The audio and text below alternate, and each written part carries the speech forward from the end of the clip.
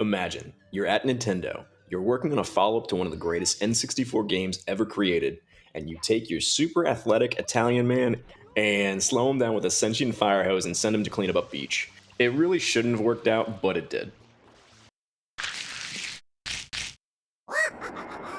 Now, I am honestly forced to start this by saying this is just my opinion. Sunshine is an extremely polarizing game. Following 64 was a tough ask, and it made some bold choices that deviated from what the predecessor was. If you wanted Mario 64 too, you didn't get it.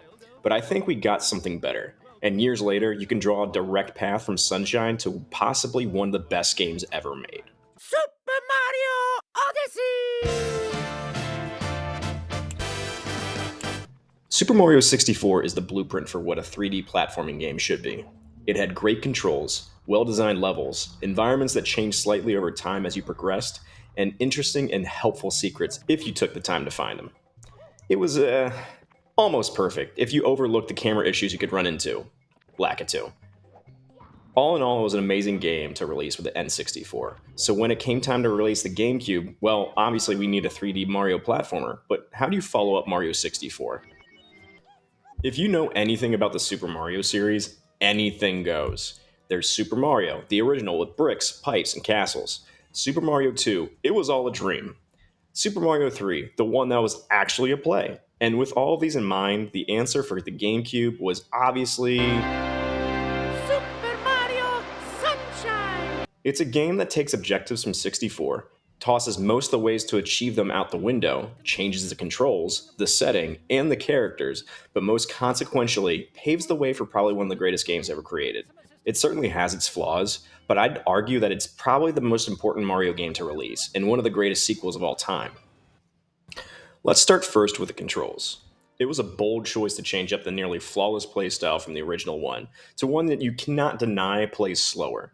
Thematically, it makes sense. No matter how strong Mario is, he has a machine strapped to his back. He should be slower. But the rest of the game is a bit slower too. You really feel weighted down at times, yet it's fun. Some of the staple skills from the original game were taken away as well, like the long jump, but they were replaced with some useful techniques from your sentient squirt gun. There's the hover nozzle, which helps you cover great distances in the air. The turbo nozzle, which is a clunky way of going very fast, and super cool to use in the water. And then there's the rocket nozzle, which turns you into a portable SpaceX rocket, climbing huge vertical gaps immediately. Now, each of these have varying amounts of usefulness depending on the level, but they help diversify the gameplay, and they don't run out like the flying, metal, or invisibility caps did in 64. Because they don't run out, the way to view Sunshine's mechanics is like you have a toolkit. You never know when the spray or movement nozzles will be useful, but you always have them in your pocket ready to use. The gameplay was mostly designed backward from this, as our Italian plumber wasn't ready to get rid of graffiti in 64. But with his new gadget, he's perfectly suited to do so in Sunshine. It helps take care of the goop, most enemies at a distance, and traversing the settings in ways that you just couldn't in the original. In fact, the only places that they really tried to be like the original were the secret of levels, and I think this is the only place where the controls really fall short. Connor pointed out how tough these levels were in his Sunshine playthrough with Eric, which you should watch, and I think they are really out of place. There is one of these in every world, and getting your main way of traversing obstacles taken away from you is quite jarring. It really begs the question, why do this to your player? You give them a shiny toy to play with, and without warning it's gone. Yes, the obstacles are reasonable, but the whole gameplay shifts because of it, and doesn't really work that well. They serve better as challenge levels, but they are required to beat the game. In my opinion, they should have been optional, later shine sprites to get, flipping with the red coin challenges where you learned the obstacles, then did a timed race to the finish without your FLUDD device. Now, full disclosure, this video was inspired by Sequelitis, a series created by Egoraptor. This particular type of level feels a lot like his critique of Ocarina of Time's exploring and combat systems. It just doesn't mix the way it should. Now, this is only a minor nitpick because of the 120 shine sprites, only about 7 come from these levels. I'm going to lump the next two categories together, the setting and the way to achieve objectives, because they go hand in hand, and I think that overall it's an improvement.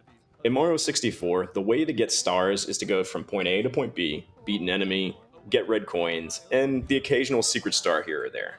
Sunshine followed a pattern of shine sprites as well, but there was a big difference. Completing the last level's objective changed that particular world in a meaningful way. You get to start exploring the hotel once you defeat the manta rays. You can clean the water in Noki Bay once you find the cause. and you eventually can go back to the tutorial level, the landing strip, for one more shine sprite. There are also at least 2 secret sprites in every level, with varying difficulties of finding them, blue coin sprites, and plenty of Isle Delfino secret stars that have varying ways of collecting. The beach setting is perfect for all of this, as island hopping makes it really feel like you keep going to new destinations, which you can see in the distance from each area. And my favorite part is that each sprite actually makes the game incrementally brighter, enough to the point that there is a character that will give you sunglasses and even a cool tropical shirt to go with it. And the sunglasses even dim the screen back to the original brightness level. This detail really helps hammer home how much work went into this game. However, there are some flaws. The 2 levels that really stand out are the sandbird and the water levels. Water levels in video games are a bit of a mixed bag anyways, and Sunshine is no different. It's cool that the FLUDD can be used constantly underwater to help you move around, but sinking is painfully slow, especially in the eel level. The Sandbird is a level where the setting is beautiful, but it just doesn't work with the gameplay. It's way too easy to be thrown off at no fault of your own. Playtesting should have really caught these flaws, and while the levels stand out in terms of environmental beauty, they fall short of the high bar that Sunshine sets for itself, both in the game world and the overworld, which is beautiful and highly interactive. Then we have the characters. Any character development is honestly a step up from 64, and even though there was dialogue with Bowser, Toad, Peach, and Lakitu, tell me, did you really remember anything that was said? You could really skip it all and not have missed too much either, other than star hints or Toad's literally giving you stars. Sunshine is quite different, starting with the intro cutscene where Mario, Toad, Toadsworth, and Peach are flying to the beautiful Isle Delfino on vacation. Yes, our first new character introduction is on the plane, a wise older Toad that serves as Peach's steward. The plane lands on the landing strip, but is riddled with goop and no easy way to clean it up. Man, if only we had some sort of way to wash it off, right? Enter the FLUDD, the Flash Liquidizer Ultra Dousing Device, a sentient super soaker with extra utility that surprisingly also builds itself up with good dialogue. In cutscenes, it's introspective. In text bubbles, it's funny. It's not just a tool, it's a companion. The first companion.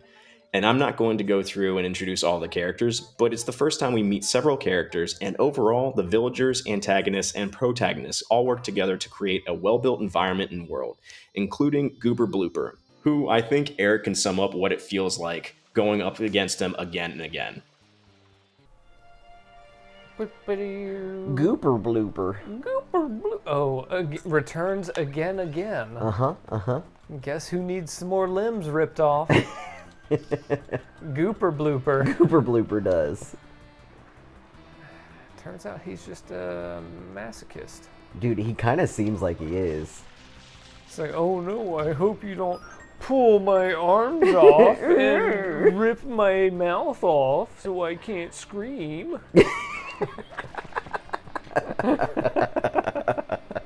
Yeah, it's ridiculous. But for Sunshine, the characters, the atmosphere, the gameplay, the worlds, the pacing, they all come together in a beautiful way that all feels like you're on a vacation, and you just so happen to also be collecting shine sprites too. And this leads to my final point.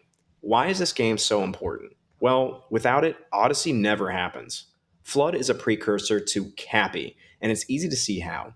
You have a tool that's also a companion that you work with to solve problems, with the improvements being that Cappy also has motivations to help you, and that Cappy enhances Mario's movement and gameplay, but doesn't outright change it like Sunshine. You still get your normal 64 movements with the long jump, while also getting the full benefit of your tool belt, which Cappy allows you to change into whatever you need to fit the situation. You get to have your cake and eat it too. And you get to turn into a T-Rex. And you get to fight a dragon. And you get to play the Celebration of Mario level that is New Donk City. Not to mention, getting certain moons dramatically changes certain worlds in Odyssey, which I believe is an improvement on an idea truly started by, you guessed it, Mario Sunshine.